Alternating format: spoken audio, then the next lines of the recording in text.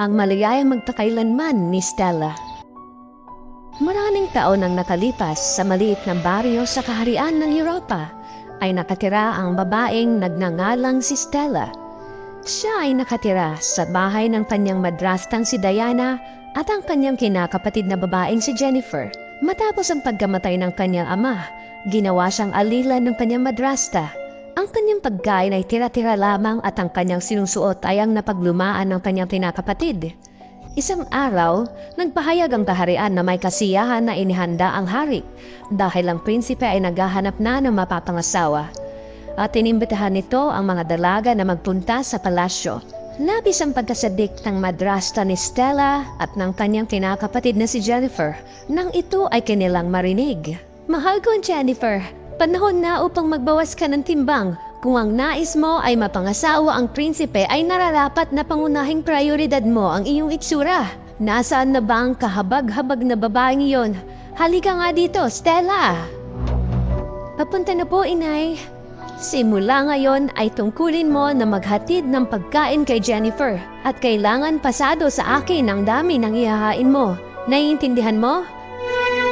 Opo, ina. Labis ko po naiintindihan na kailangan ko po tiyakin na maganda si Jennifer sa kasiyahan para sa prinsipe.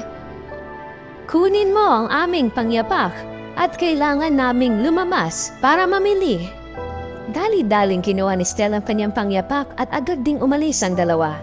Habang si Stella naman ay patuloy na nangangarap na sana siya din ay makadalo sa kasiyahan sa palasyo. Ina, maaari po ba na masamahan kayo sa pagdalo sa kasiyahan? Pangako po tatayo lang ako sa likod. Hindi maaari at kahit kailan, hindi ka namin isasama. Kaya wag na wag kang mangarap ng ganyan. Naiintindihan mo? Mukhang namimihasa na siya. Ang mag-ina ay umalis upang mamili ng kanilang isusuot at iba pang bagay para sa pagdalo sa kasiyahan para kay Prinsipe Robert. Ang kaawa-awang Stella, tahimik siyang bumalik sa loob ng tahanan na mapanglaw. Habang siya ay naupo sa may bintana, napatakan ang bulaklak na lily ng kanyang luha at isang magandang diwata ang lumitaw sa kanyang harapan. Anong problema, anak? Bakit tila ang lungkot mo? Sino ka? Sino ka? Ako si Lily. Ako ay diwata ng bulaklak. Sabihin mo sa akin, bakit ka umiiyak? Inihayag ni Stella kay Lily ang kanyang pighati. Isang linggo na lang ang natitira para sa kasiyahan para sa prinsipe. Pinayagan ng aking kapatid na dumalo, ngunit ako ay hindi. Napakalungkot naman. Stella, anak, huwag kang mag-alala. Tutulungan kita na maghanda para sa kasiyahan. Pero, mahal na inang diwata, wala akong maayos sa damit na maaaring isuot.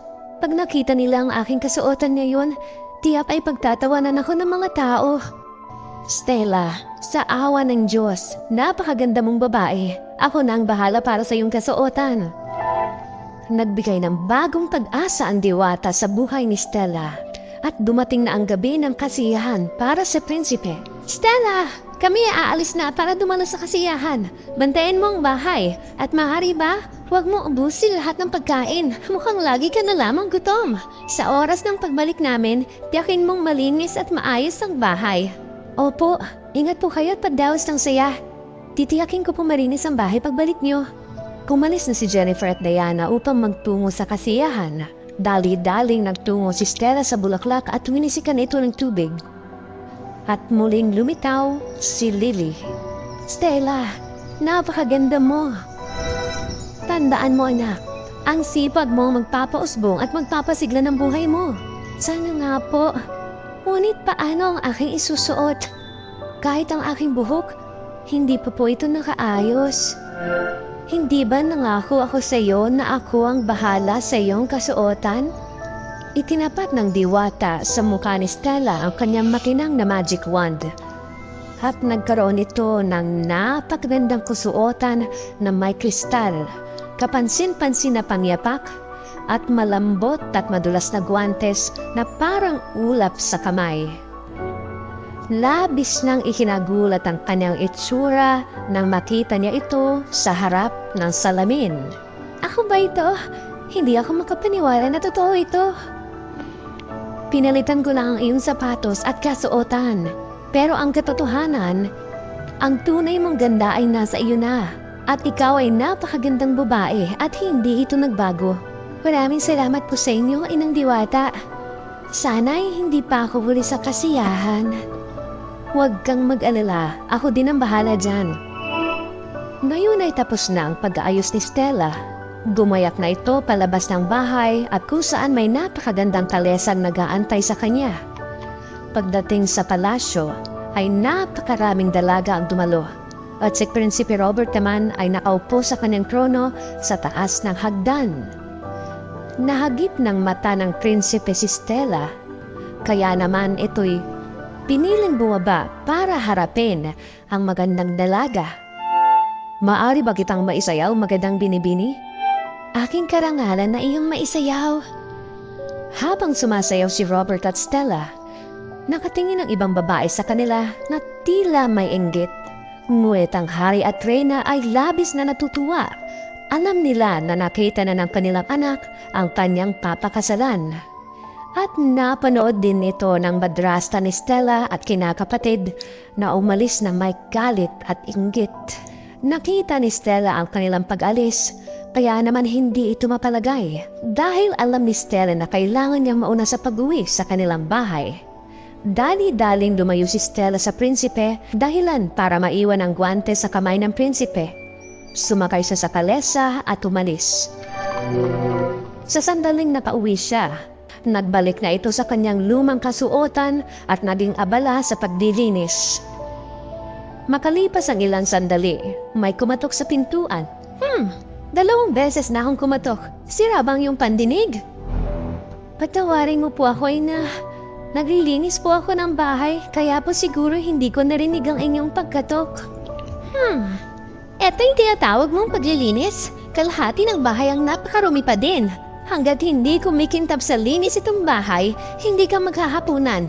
Iritang-irita na kami ngayong gabi. Kaya wag mong susubukan na magsalita na kahit ano. Kasumukha ni Stella ang tuwang nararamdaman nang narinig niyang hindi nakasama sa mga napili ng prinsipe si Jennifer.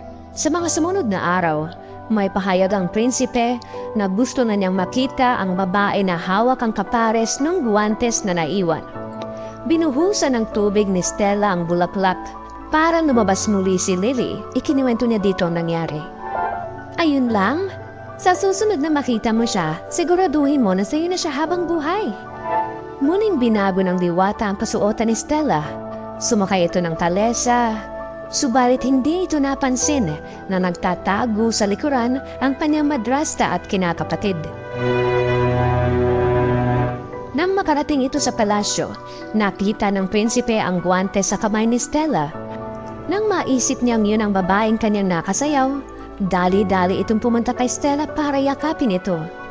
Inalok ng prinsipe si Stella ng kasal. Inggit na inggit ang kanyang madrasta at si Jennifer.